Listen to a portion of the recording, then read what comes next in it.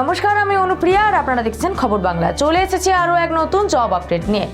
আমাদের দেশের তরুণ প্রজন্মের জন্য আজকে একটি অসাধারণ সুযোগ নিয়ে এসেছি। রেলওয়ে রিক্রুটমেন্ট বোর্ড ঘোষণা করেছে প্যারামেডিক্যাল বিভাগের জন্য 1376টি শূন্যপদ।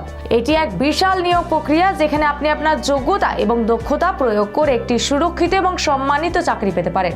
আকর্ষণীয় বিষয় হলো, এই চাকরিতে অংশ নিতে হলে আপনাকে 10+2 ডিপ্লোমা বা ডিগ্রি থাকতে হবে। যোগ্যতা অনুযায়ী এই চাকরিতে আপনার ভবিষ্যৎ হতে পারে উজ্জ্বল। প্রার্থীদের নির্বাচন করা হবে একটি কম্পিউটার ভিত্তিক পরীক্ষার মাধ্যমে, যা আপনার জ্ঞান এবং দক্ষতা পরিমাপ করবে।